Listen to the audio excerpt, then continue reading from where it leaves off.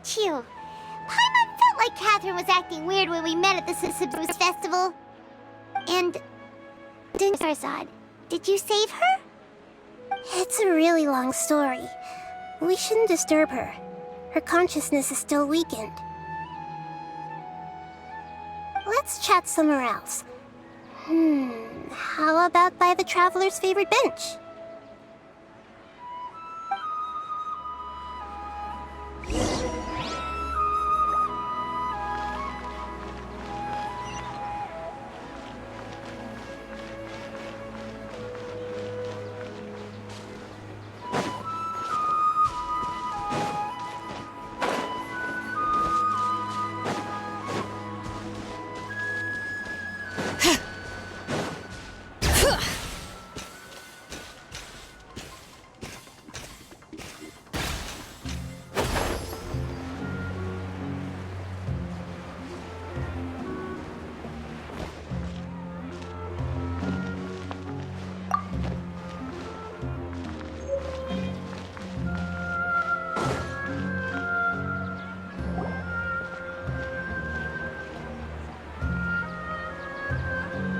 Let's talk about Dunyarzad first. It's such a relief that she's alright. After we parted on the last day of the Sub-Zero's festival, I left the city and saw what the Traveler had described. Among the countless dreams, I found one that was growing fainter and fainter. This proved my suspicion. Once Dunyarzad could no longer bear the Akasha harvesting her dreams, her consciousness began to dissipate. But this also meant it escaped the Akasha's control. Such a small fragment of consciousness can't last for very long, though. It will return to its original dream, where both will gradually fade until they completely disappear. I used all the power I had to keep her dying dream alive as long as possible, but it still wouldn't have lasted for much longer if it hadn't been for you two breaking the samsara. So it looks like we did manage to save Dunyarzad in the end. Not a moment too soon. Huh? Why are you two smiling so happily? I thought you'd be so moved that you'd start crying. I need to spend more time observing human emotions. Both are fine. Everyone reacts differently. All right. You two must have a lot of other questions for me, right? After all, you saved my faithful believer. As your reward, I will answer any and all questions. At the Avidia forest, there was this incense that made the Traveler fall unconscious and dream of a huge tree and a red sky. You also heard someone's voice, right? It said world and forget me. Yeah, so you do know! We've been wanting to ask you what that was about, and if the red sky was related to Khaenri'ah. It seems like the Traveler established a connection to Irminsul. That was a message left by Greater Lord Rukkhadevata's residual consciousness in Irminsul. Perhaps her last memory before she died. As you two probably know, Greater Lord Rukkhadevata disappeared after the disaster in Khaenri'ah. The timings of these events do line up, so your suspicions are reasonable. A message from Greater Lord Rukkhadevata? We thought it was from King Deshret. King Deshret? That god who died even longer ago? Some present-day desert dwellers still worship him. You probably just heard some of their conspiracies. Okay, so what does the message mean? I still haven't managed to decipher it. Even the Akasha isn't currently capable of doing that. Greater Lord Rukkhadevata's residual consciousness in Irminsul seems to be contaminated with something that has a very dangerous aura to it. Many devoted scholars go mad as soon as they connect their consciousness. I've warned the Academia about this many times, but people still keep falling victim to it. But I believe this is the key to saving Irminsul. That's why I've kept trying to decipher it. So the tree in the vision was Irminsul? Oh, Tainari also said that Irminsul is sick! Is it because of the contaminated consciousness? But even if you can't figure out what that vision was all about, it seems like our search for you was all in vain. The traveler wasn't affected after coming in contact with that consciousness. I've never seen anyone like that. With you here, we may have a chance at deciphering it. No, we must decipher its secrets. I've already eliminated all other factors that might affect Irminsul. This is the only one left. This puzzle has life and death at stake. It could determine Irminsul's fate, as well as Tevat's. To be accurate, I'm using the Akasha as a medium to occupy Catherine's consciousness. How did you do that? Poor Catherine. Does this mean you can also occupy other people's consciousnesses? Theoretically, I can enter anyone's mind as long as they're wearing their Akasha terminal. The Akasha is the legacy of Greater Lord Rukkhadevata. As Lesser Lord Kusanali and the first Akasha terminal, my consciousness has always been linked to the Akasha. I've always respected my people's free will, so I've never actually occupied their consciousness. When necessary, I just borrow this bionic Snezhnayan puppet. Hold on. Did we just learn some deep, dark secret? So Catherine is... No wonder Paimon felt something was off about her. What about your own body? Why do you need to borrow other people's? Don't you live in the sanctuary of Surasthana? That story begins a long time ago. After Greater Lord Rukkhadevata disappeared, the sages found my newly born self and took me back to Sumeru. At that time, I was young and weak. The sages kept me in the sanctuary of Surasthana, ostensibly for the sake of protecting me. But I've hardly heard from them since. However, I do understand that they had hoped to find Greater Lord Rukkhadevata instead of me, a symbol of her passing. So, the sages basically put their new Archon under house arrest? How dare they! Why don't you teach them a lesson, Nahida? In some ways, they aren't wrong. Greater Lord Rukkhadevata was omniscient and omnipotent. Even after her death, the Akasha is still empowering this nation. And I'm still really far away from being able to call myself the God of Wisdom. Moreover, the Academia is also more proficient at governing this country. My existence has little meaning. Yeah, you got a lot of believers. Just look at the Sub-Zero's festival. Everyone who showed up truly loves you. Thank you for the kind words. But I honestly don't need physical freedom as long as I can connect my consciousness to the Akasha. Trying to find a way to save Irminsul is my life's mission and top priority. I will work on that, and try to live up to being a deity in the meantime. Every once in a while, I will also take up the duties of the God of Wisdom and enlighten a lost soul here and there. Doing all that should be enough. There's never been any big problems with the Academia's governance of Sumeru. This is the first time I've seen them step out of line. I wonder what caused them to go down this path, and what they hope to achieve. Even though the city's residents haven't noticed anything strange, if the traveler hadn't broken the Sub-Zero samsara, the situation could have become dire. I tried to do some investigating in the Akasha, but I couldn't find anything suspicious, and all the people of interest seem to purposely avoid wearing their Akasha terminals. I think they're deliberately trying to hide something. Oh, that reminds Paimon. In Gandharvaville, there was a sage who had invited Tainari to join some kind of project. Could it be related? Regardless, I need to first investigate the sage's motives, make things right, and punish them if needed. But I'll have to be discreet, or they'll see me coming.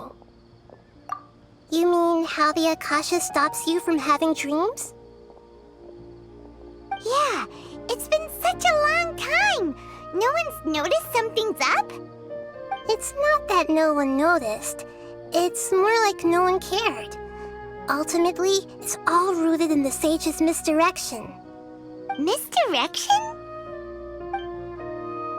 The sages convinced everyone to believe that being unable to dream is a sign of rationality and wisdom. Not dreaming is a badge of honor in Sumeru. Even if the truth is that their dreams are being reaped by the Akasha. With their propaganda in place, the sages can maximize their use of the Akasha to facilitate their research. Besides, Greater Lord Rukkhadevata must have created the Akasha in the hopes that it could be used to its full potential. That's why I've never come out strongly against this. Anyway, the perspective advocated by the sages drowned out any voices of doubt. By now, even those who never use Akasha terminals find it too shameful and embarrassing to talk about their dreams. Got it! I hope my answers were satisfactory, seekers of knowledge. To be honest, maintaining Dunyarzad's fading dream took a lot of mental energy. I think I may need to rest for a while. Oh, and you don't need to worry too much about the sage's activities for now. The Akasha won't be able to conduct another project on the scale of the Sub-Zero's Samsara in the immediate future. Go and get some sleep. Leave everything to us. What a relief. This is truly the most exhausting birthday I've ever had. Traveler? Paimon? Why am I here? Do either of you know? Maybe you were sleepwalking. You know you can't wake up a sleepwalker. We happened to walk by, so we thought we'd wait for you to wake up. I see. Huh. I should visit my maintenance personnel sometime. Oh, I'm fine. I better go. Thank you.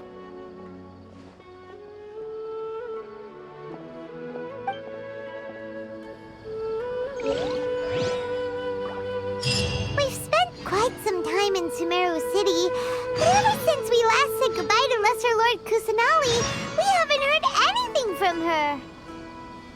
Oh, we can't just keep waiting around like this.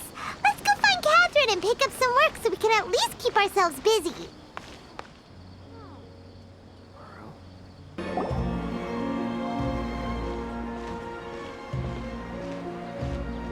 Ad Astra Abyssosque. We meet again, you two. Hi, Catherine. Do you have any commissions for us today? Commissions, huh? Let me think. Oh, how about this? Please attend the Academia's Academic Symposium this afternoon and recite a love poem on stage. Wait, say what now? And if possible, please also use your camera to capture the reaction of the audience upon finishing the poem. Huh? What kind of commission is that? I see. It appears that you're not interested in this commission. In that case, please go to Port Ormos and convince the Eremites there to spend some time volunteering at the local orphanage. Hey, that's not any better. I'm sure the mercenaries will have some interesting reactions as well. Paimon's gotta ask. Just who exactly has been submitting these commissions to the Adventurers Guild? Oh, the commissioner? Well, actually, I just wanted to see the two of you in action. Was it so obvious? I was hoping you would actually take one of those commissions. That kind of chance to observe humans doesn't come by often. Ah, so it's Nahida. Paimon just knew Catherine wouldn't crack those kinds of jokes. When did you get into her head? From when she said, Ad Astra Abyssosque? it's been you this whole time? Are you done resting up, Nahida? Yes. I've been sleeping ever since we parted ways, and I even had a really long dream. It was another dream about the Sub-Zero's festival, except it was a happy one. In my dream, I was sitting in the middle of a flower terrace, and everyone in Sumeru City was holding hands as they danced in circles around me. They danced round and round, and everyone looked really happy. I also got to sit on a gigantic flower carriage. Ferris, the Knight of Flowers, raised me really high above the ground, and I was throwing an endless amount of Yalda candies at the children. You know, Nahida, maybe your dream is how the Sub-Zero's festival really should be. It's meant to be a joyous time where everyone gets together to celebrate your birthday. Huh? Wasn't I describing a really happy dream? Why are you both looking at me like that? Wait, could this be an example of the emotion known as pity? No, we aren't pitying you. That would only make everything worse. We just don't want you to feel too sad. By the way, have you had a chance to visit Dunyarzad? How's she doing? The Homiyanis haven't allowed any visitors after the festival, so we haven't been able to check on her. Yes, I paid her a visit right after I woke up. She was resting at the time. Her condition is stabilized. However, since Elazar is a manifestation of the withering on the human body, we can only cure it by finding a way to take care of Irminsul's own withering. But for the moment, our top focus should still be figuring out what the sages are up to and what they're planning. Right. Who knows what'll happen if they manage to pull off another scheme like the Samsara of the Sub-Zero's festival? So our first priority should be investigating and putting a stop to the sages' activities. As for how we should pull that off, let's discuss it somewhere else. There are too many adventurers around here. Oh, good point. Sorry, adventurers. We're gonna be borrowing Catherine for a little while.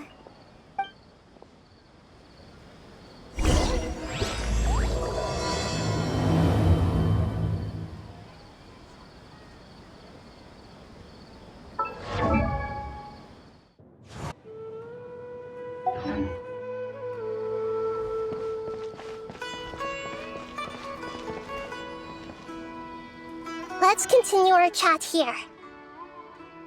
Okay, so do you have any ideas on how we can investigate the sages, Nahida? Actually, I've already done a little bit of work on that. But for now, I want to hear your thoughts.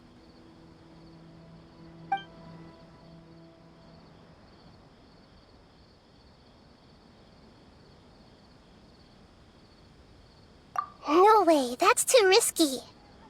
You mean it'd be too easy to get caught? No, it's not that. We shouldn't involve innocent students in this. A single mistake could completely ruin their lives. Doing that would be ignoring the safety of my people for my own selfish goals. How is that any different from what the sages are doing? That's a good point. Spoken like the god of Sumeru.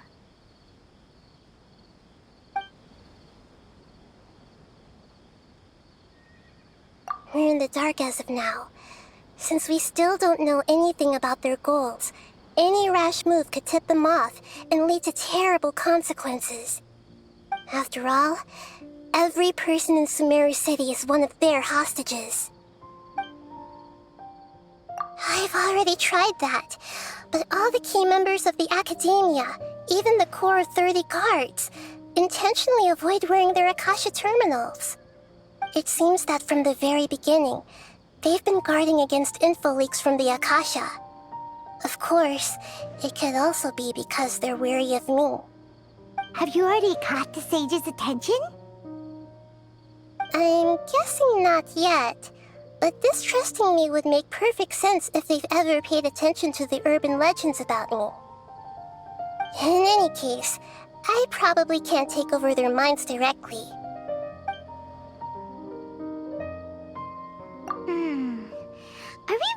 out of ideas? Nahida, you're super smart, so you already have something in mind, right? Don't keep us in suspense. Spill the beans already. According to a popular theory from the Vahumana Darshan of the Academia, rejecting impractical motions at the beginning of a planning session will give more weight to the actual proposal. Okay, but aren't you the god of wisdom? You don't have to use that kind of gimmick to make us take your ideas seriously. Well, I've been thinking that if I can't directly possess the leaders, and if I can't get ordinary people involved, then I should find someone who's already involved, but hasn't decided to side with the sages. You're saying we should recruit a spy? That does sound like it could work. Oh, before coming back, we met someone named Alhaitham. He seems like he acts alone, and he likes doing stuff behind the Academia's back. They probably aren't in cahoots. Actually, I already have someone in mind. Do you still remember that female scholar named Setaria? Setaria. Paimon remembers now. Isn't she the one who's always trailing behind the Grand Sage of the Academia? We ran into her basically every time the Sub-Zero's festival repeated itself. You could even say we're old enemies by now. Paimon still remembers the smug and mean way she always spoke to Nilu. I've always liked observing all kinds of people, and Setaria has always stood out from the crowd. She was born in the desert and was hailed as their greatest genius. Her academic gifts allowed her special admission into the Academia, and also gave her the opportunity to serve as the sage's assistant. Oh, Paimon didn't know she was from the desert. She must be pretty special then. Paimon feels like most of the desert dwellers around the city are working as mercenaries. The name Setaria means star. When she lived in the desert, she shone like the brightest star in the night sky. Later on, she was chosen by the sun. The star was given a place in the daytime sky to complement the sun's dazzling light. Soon after, the star witnessed the sun scorching the earth, which brought forth many disasters. The star began to waver. Instead of staying beside such a sun, wouldn't it be better to return and light up part of the night sky? But in the end, she couldn't give up the radiance of daytime. To cope with her shame, the star buried her guilt and closed her eyes.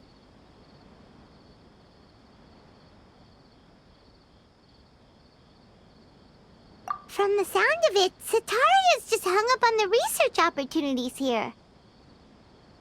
But she doesn't really support the Academia. She still feels guilty about not doing more for the desert, right? She's just running away from her problems. Indeed.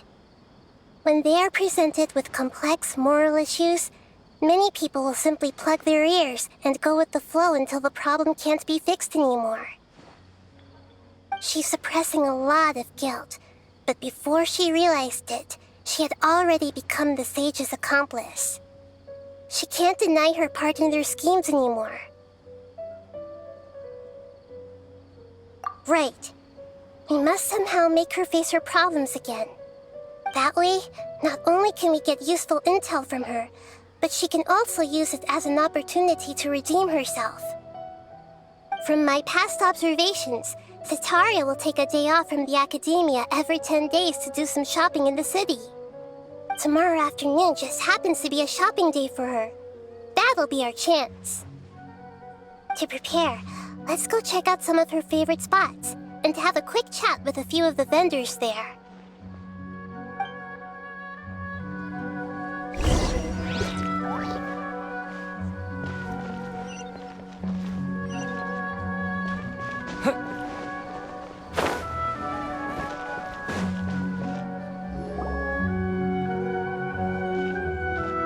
This should be Setaria's favorite fortune-telling spot. So should we ask the fortune teller about Setaria? No, I already have enough information on Setaria. The most important thing now is for you to pay attention to the vendor's talking style and key characteristics. Talking style and key characteristics?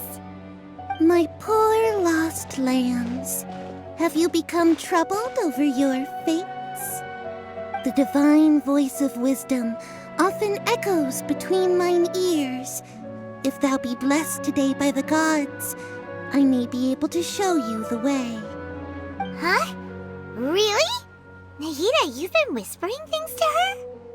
Shh. My friend here has some doubts regarding his future. Can we get a fortune reading for him? Of course, of course. In that case...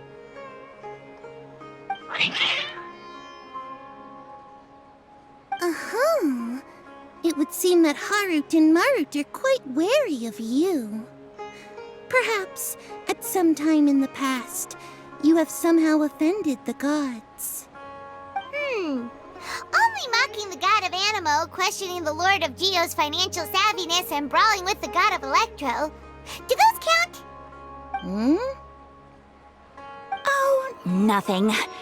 Go on, pick an aspect for her to divine. Love prospects? No problem at all.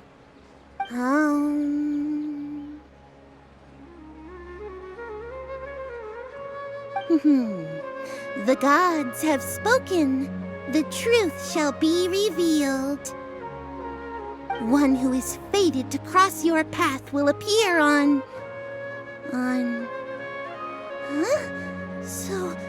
So many people will fall for you. How could that be? Harut, Marut, did you two spoil my divination? I've never read a fortune so absurd.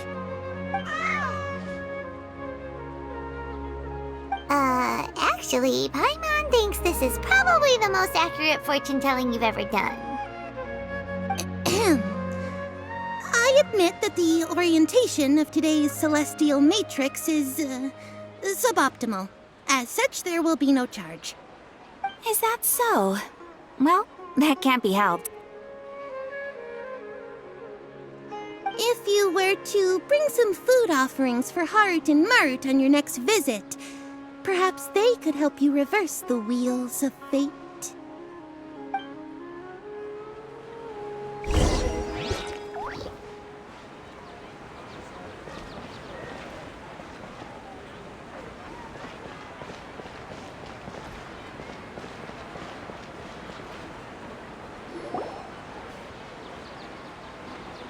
Is this another one of Sataria's favorite stalls? Yep, it belongs to a king.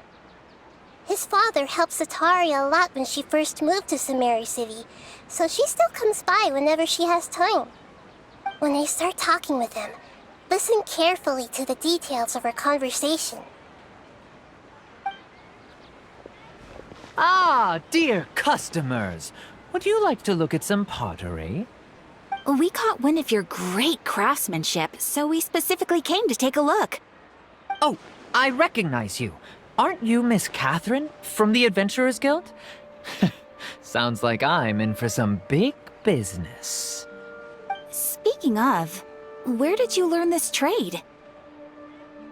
I suppose you could say it all started with my dad.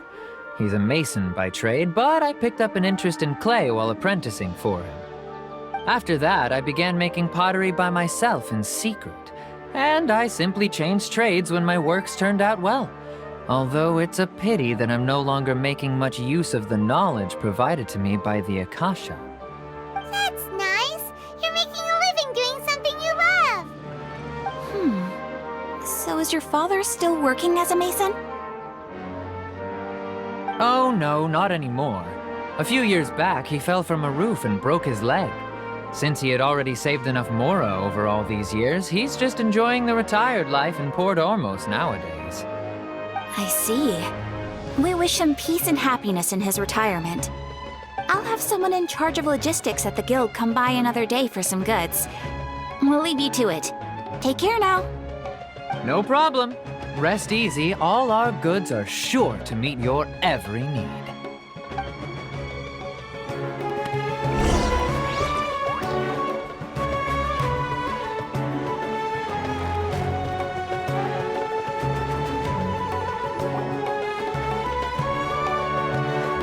This should be our final stop. Sataria's always thinking of this restaurant when she's working at the academia, so she always comes by whenever she's out in the city. Nahida, you've really thought of everything. It's my duty to protect Samaria's citizens, after all. Hi there. I feel like I've seen you down by the docks before. Huh? Sorry, I don't quite remember. If I recall, you were having a discussion with someone about shipbuilding at the time. Ah, that's right! I've always been really interested in feats of marine engineering. After all, I grew up in Liyue Harbor and spent my entire childhood staring at the ships going in and out of the port. I came to Sumeru to study, but failed to make it into the academia due to my lack of talent. But I'm still discussing all kinds of problems with different scholars, and I'm continuing to study and perform research from the restaurant's basement. I'm sure I'll get into the academia after their next round of exams. What an admirable spirit for learning. Amazing! Sure, but you'll find hardworking people wherever you go. So this restaurant has a basement as well? Huh.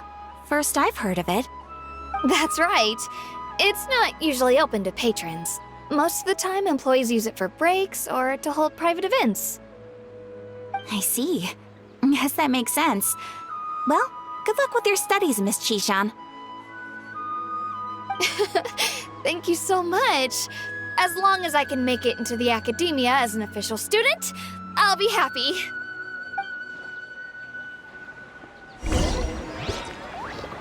Don't you remember your French cards, my lady?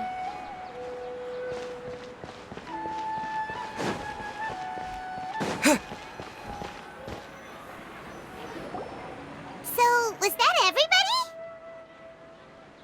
Mm-hmm. 3 familiar faces should be enough for Sataria. What's the point of all the information we've collected? Nahida, you still haven't told us how you're planning to make Sataria face her problems. Sataria is already used to avoiding her problems, so we must find a way to break through her usual sensibilities. I remember you mentioned that the Eremites in Port Ormuz are all making a fuss about the upcoming resurrection of King Deshret. Although it's all just a boatload of nonsense, the fate of her homeland may turn out to be Sataria's soft spot. Oh, Paimon gets it now! You want to take advantage of the guilt Sataria feels about her homeland.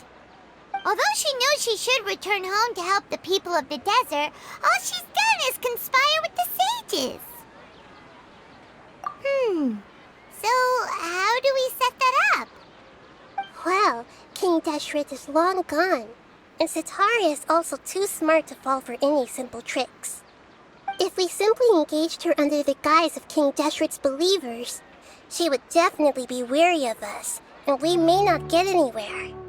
But if we were to borrow some of her close acquaintances to talk with her, her reaction would probably be very different. So, you mean you're going to possess those people we just talked to? Yep. Possess them through the Akasha. Imply they've already converted to the faith of King Deshret, and then convey our made-up will of King Deshret. As long as everything goes smoothly, we'll get through to Sataria for sure. She'll never guess that we had anything to do with it. So that's how you're going to use all the info we collected on these people. It's so that you won't slip up and break form. Possessing them will only work if you can manage to pass off as them. Exactly. So, best of luck with impersonating them. Huh? Best of luck? But we don't know how to possess anyone. That's no problem at all. I'll just share all their senses with you once I've possessed them. As long as you're also wearing an Akasha terminal, the effect will basically be as if you've possessed them yourself. Huh. That is pretty convenient. But why does he have to do this? Can't you do it yourself? Although I've been observing humans for a while, I've never been good at imitating them.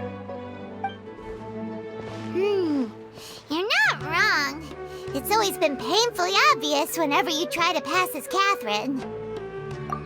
If it was at all possible, I would have preferred to leave these people alone. But seeing how things are now, I probably should just accept it and push on. Yeah, don't beat yourself up over it. We're only doing this to help everyone, and we'll only be borrowing them for a little while anyway. Alright, then let's give it a go tomorrow afternoon.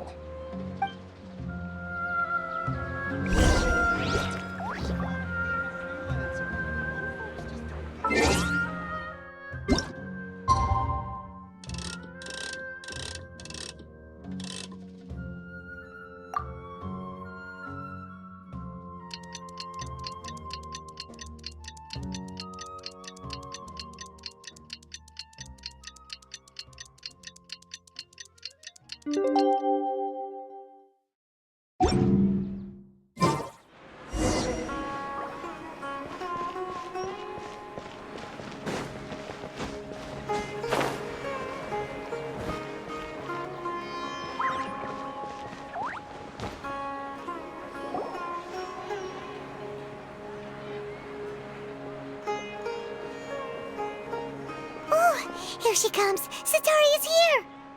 Let's quietly follow her. Once she starts talking to her acquaintances, we'll find a safe spot to begin possessing them. As for how we'll sway her to our side, I'll leave that to you. I trust you'll know what to say.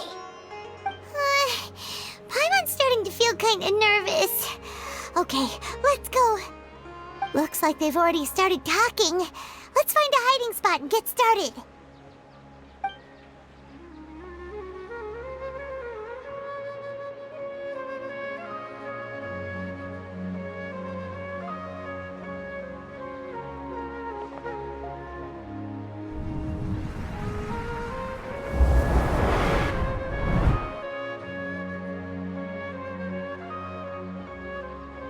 That's right. You really can't force anything when it comes to love. And besides, everyone around me has a very different background and outlook. Are you still listening to me, Nabia? Oh, of course I'm listening. You were talking about troubles with your love life, right? I heard everything you said. Okay then. You just seemed a little distracted for a moment there. Strange. Your cats seem pretty worked up. Is something wrong? I always thought they were quiet, happy kitties. Oh, what are their names again? Ah, that's right. They are just little darlings, aren't they? Harut and Marut. So, which fortune do you want me to read for you today? You must have come for another echo of the divine voice of wisdom. I'd like to get another reading on my love prospects, but to be perfectly honest with you, I feel like I've been a real mess recently. A mess? Well, could you do a reading on how long it'll take me to finish my current project at work? I really just want to get it over with. I hear you. No problem at all. The gods will reveal the truth.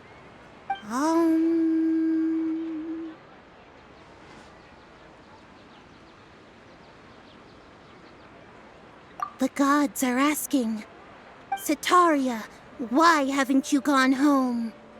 Why haven't I gone home? Do the gods really know everything I've been thinking about? Setaria, why don't you just go home? It's a demand now instead of a question. The gods seem to be truly upset. I'm sorry. I know I failed the gods. Please pass on my most sincere apologies and ask for their divine forgiveness. And if I may ask, Nabia, is there a specific god who's speaking to you right now?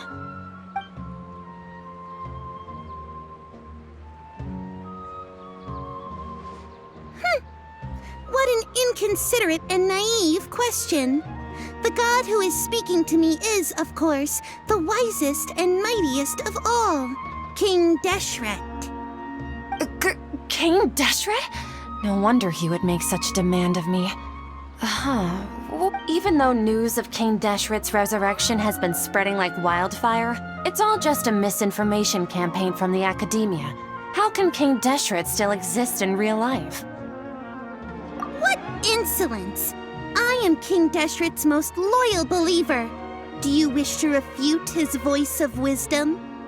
Oh, no. As a child of the desert, I am only reveling in his power upon learning that his divine glory has touched even this city. I will think very carefully about his demand of me. I'm sorry, I must go now. Wait!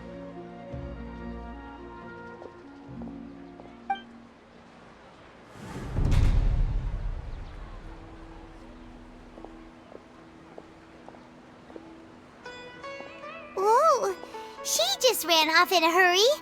She looked pretty upset, too. Well done. Sataria didn't seem to suspect anything amiss. To have something she's been trying desperately to avoid show up out of nowhere and berate her, that must have shaken her to the core.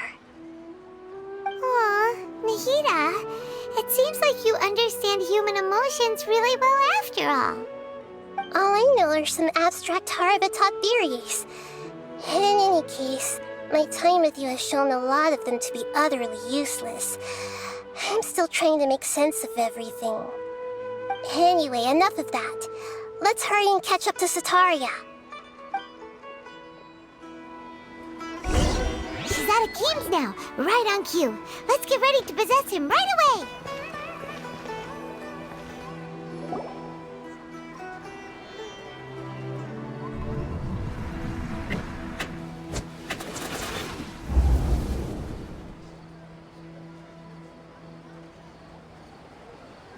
It's okay. I just got caught up in something. Oh, actually, didn't you ask me to help you look for work? What kind of work were you looking for again? Oh, right. Your old man's craft. How could I forget? Speaking of, how's he doing? Is he feeling any better?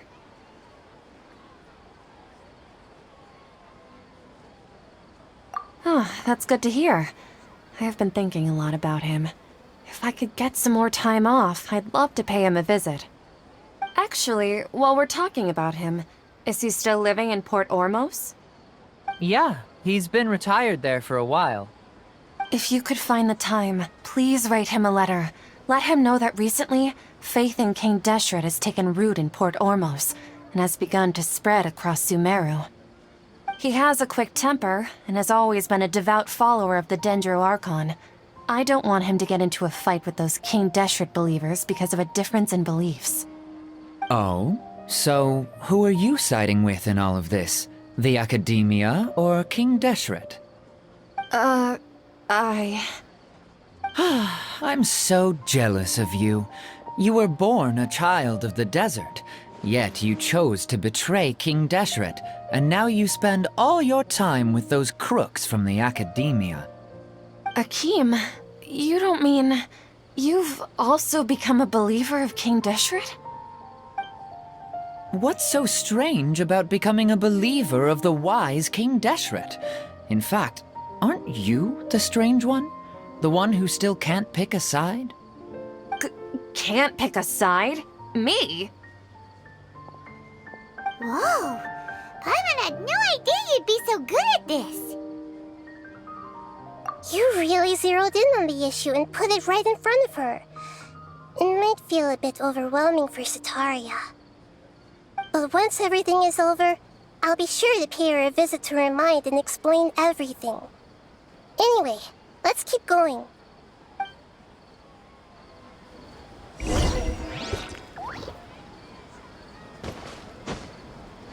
Come on! Sataria's already started talking with Shishan!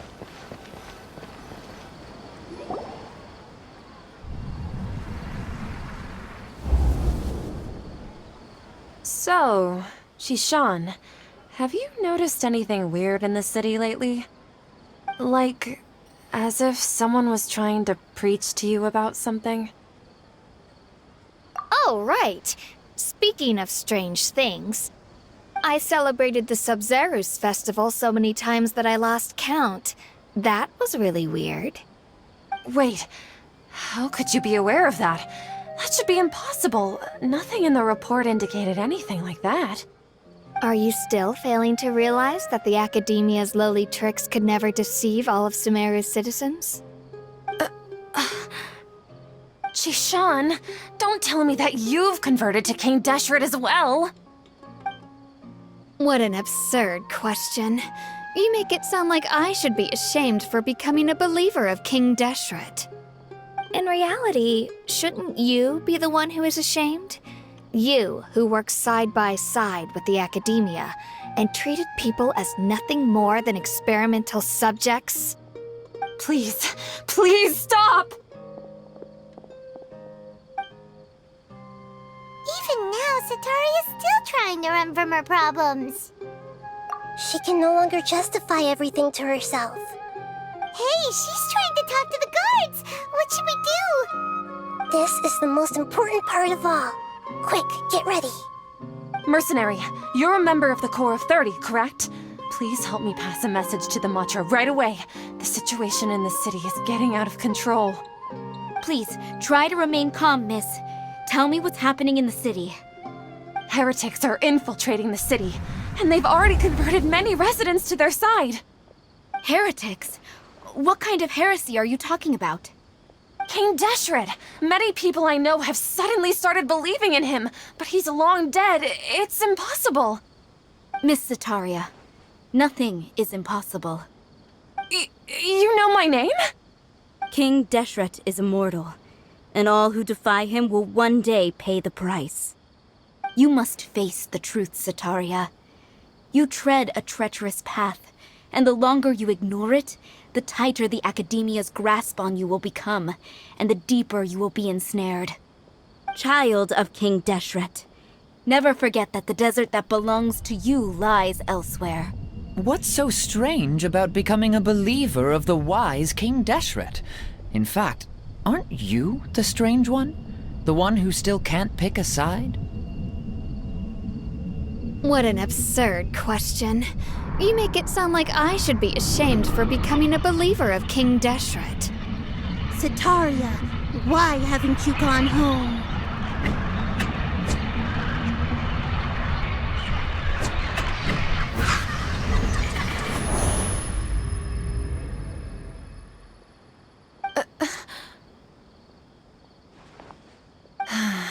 It seems that no matter where I run, I only keep finding more believers of King Deshret. I have to say, this is a familiar feeling. I've also been running from my guilt this whole time. Guilt over my part in the Sage's plans, and from ignoring the letters from the children of my homeland. But no matter how much I may try to ignore or get rid of it, my guilt always comes back. You won't necessarily lose your research opportunities by facing the truth. Besides, did you really want to conduct your research while carrying such heavy feelings of guilt? How do you know me so well? Are you truly just a believer of King Deshret? Or are you the god himself? That's not important. The important thing is to pass judgment on the Academia and its sages, and to correct their mistakes. If you could provide some assistance in this matter, perhaps it could serve as a form of atonement.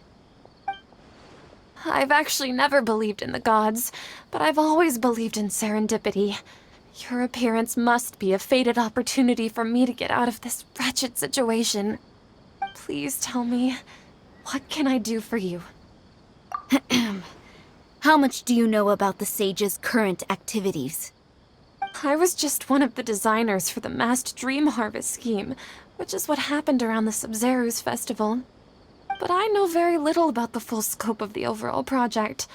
I'd assume that only staff with the highest clearance would have access to those confidential documents. I've just been working to meet the Grand Sage's specified requirements. However, there's something that's been really bothering me. I heard that a scholar who was previously expelled has returned to the city, and even the sages are still quite wary of him. To fight against the Academia, we will need to figure out the nature and the purpose of their work. Is there a way for us to get access to the confidential documents you mentioned? It should be possible if we're willing to take some risks. After all, I'm an assistant to the Grand Sage, and I've been working on many tasks outside of the project. One thing, though, I won't be able to transfer the documents to you through the Akasha once I get my hands on them. The sages have always closely monitored all activities within the Akasha. Let me see... let's use the most primitive method. Send someone to pick up the documents tomorrow evening at the Academia entrance. The Academia entrance. Wouldn't that be too conspicuous? Don't worry about that. I assure you, this won't be a trap. I'm only suggesting this location because it'll draw more scrutiny for me to leave the Academia again. It'll be safest for me to distract the guards long enough to hand you the documents. All right, I trust you. So, if I were to successfully complete this task, would it mean I've atoned for my wrongdoings? That'll depend on the judgment of the Dendro Archon. The Dendro Archon. That's right. Her people are the ones we have endangered. As the God of Wisdom, she's also the one responsible for judging and guiding the scholars. Maybe it's time for me to find a god to believe in. Just as Nahida predicted, we've managed to bring Sataria to our side! The Traveler's execution was ingenious. He's the one who deserves all the praise. Well, now that we've made plans to meet again tomorrow evening, all we can do is pray for Sataria's mission to go off without a hitch. Pray? But if we're going to pray to the gods, aren't we just praying to you? God of Wisdom and Guardian of the Scholars? No. The truth is the true Guardian of Scholars. I've always believed that. Anyway, let's meet again tomorrow evening at the Adventurers Guild.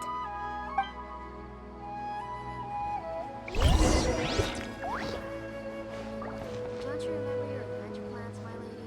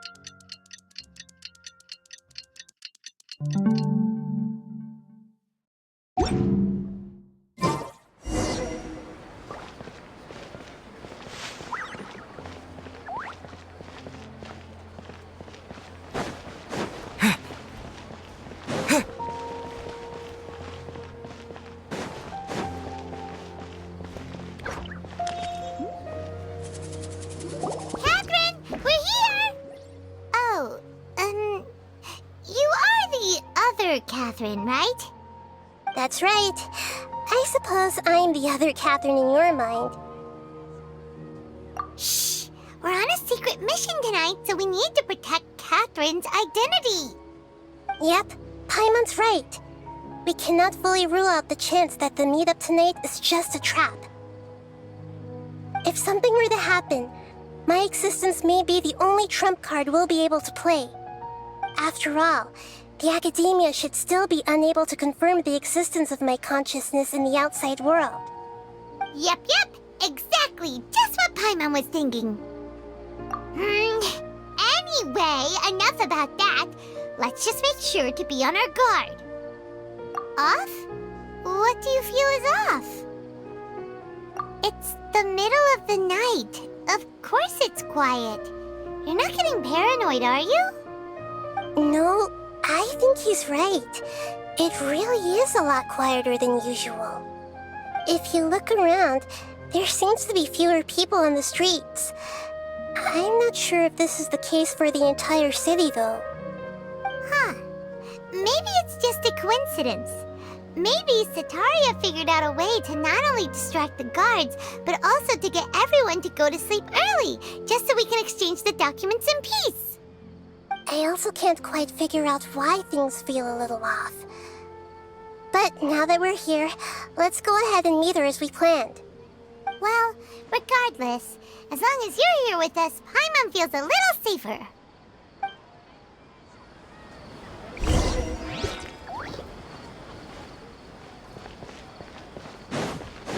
Huh. There really aren't many people out right now.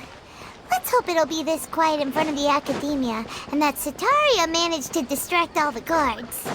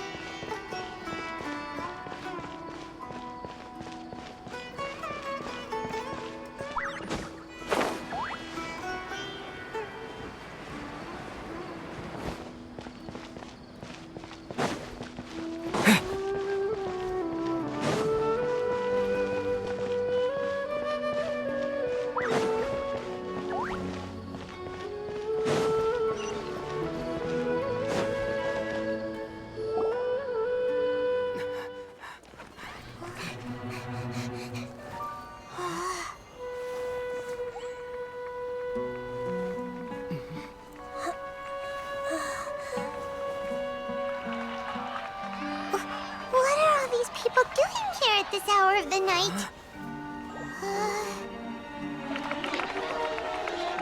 Ah, the triumphant hero returns at last. And to a rather spectacular welcome, even if I do say so myself. You're the outcast, expelled from the academia. Indeed I am. Although these days they tend to call me the Doctor.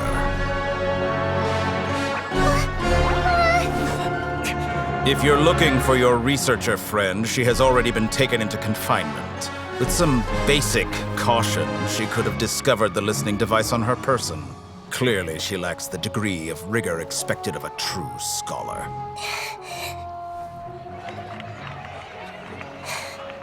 The people of Sumeru City. What have you done to them? I simply made some minor adjustments to their Akasha terminals. Now they can deposit information directly into the subconscious.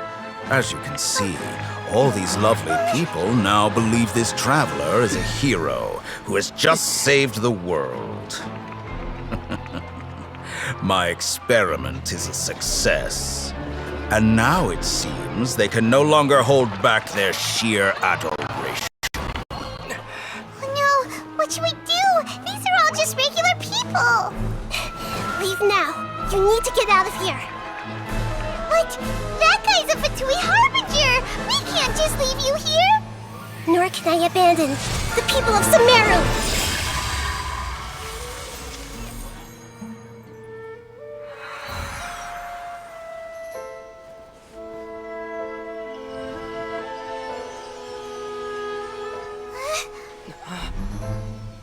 Don't worry. We'll meet again outside of the city.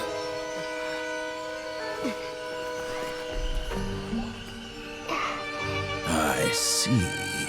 You appear to have overridden their mental faculties with your own consciousness.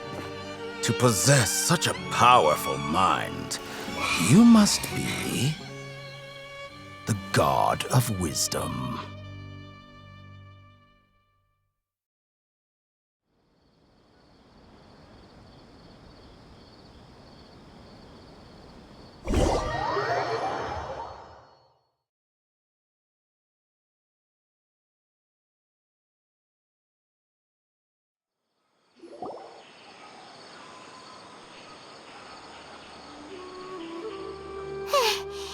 This should be far enough. Whew. Paimon needs to catch her breath first. Is Nahida going to be okay? We only made it out because of her. Paimon wasn't counting on running into a new Harbinger here, let alone such a high-ranking one. That guy was number 2. So scary. He called himself the Doctor. Remember, Tainari told us about him. Sataria did say that someone who once got expelled from the academia came back recently. And that even the sages are wary of him. Yep, sounds like she must have been talking about the Doctor.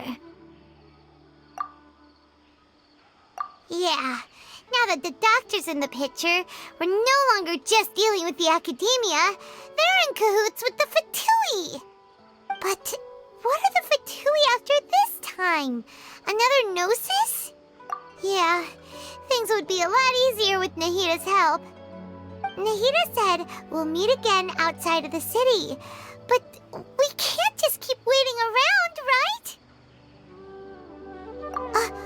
You mean... Oh, right! Wasn't he invited by the sages to work on some project when we were staying with him in the Vidia Forest? That has to be the same project! Even though he turned it down at the time, he might still know something. There's no time to lose. Let's go to Gandharvaville.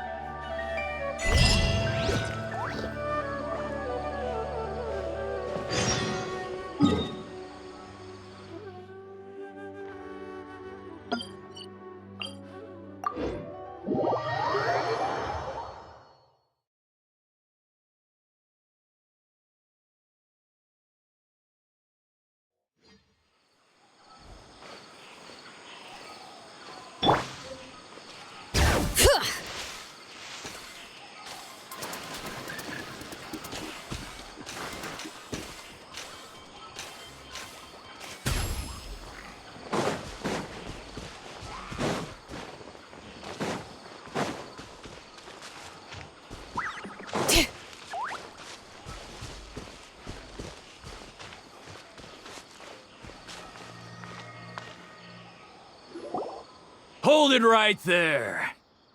A blonde-haired traveler and a floating fairy. We've got you all right. Take a look around. You've fallen right into our trap. Are you mercenaries from the Corps of 30? Did you come here to arrest us? Corps of 30? We're nothing like those government lapdogs who don't even get scraps for their work. We are an elite brigade that commands the highest commission rate in all of Sumeru. We're here on the orders of a client known only as the Outcast. The Outcast? An outcast from the academia? But why wouldn't the Doctor just send the Fatui after us? Still wasting time on idle chit-chat. We'll shut you up soon enough. Get them! You're up, Traveler! Following orders. A new punching bag. Boba, get them!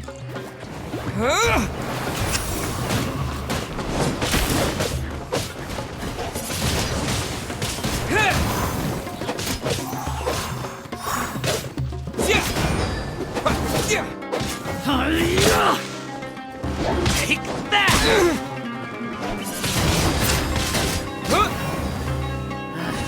A new punching bag.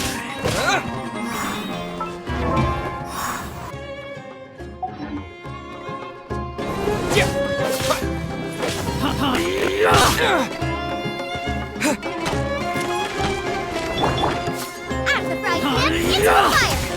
Eat this! Let me weave you a verse. Huh?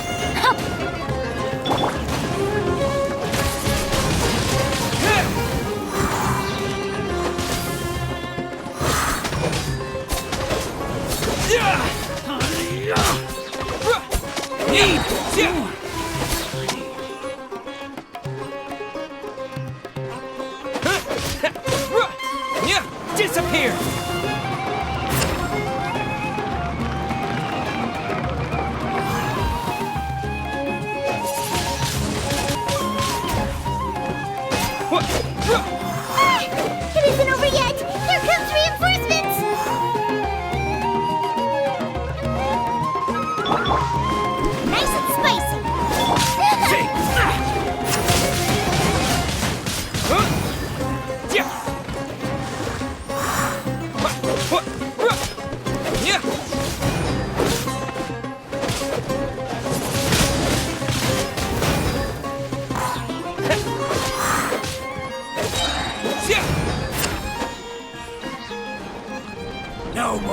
tricks up your sleeve!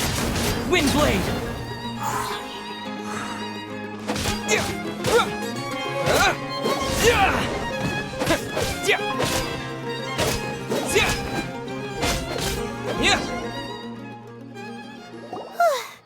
That was pretty rough. Is that what elite mercenaries are like? Yeah, looks like we'll have to keep our guards up. But this doctor guy seems like a pretty tough opponent. He knew exactly where to set up an ambush. Did he predict that we would try to find Tainari? Going up against smart people is tough. Anyway, let's keep going.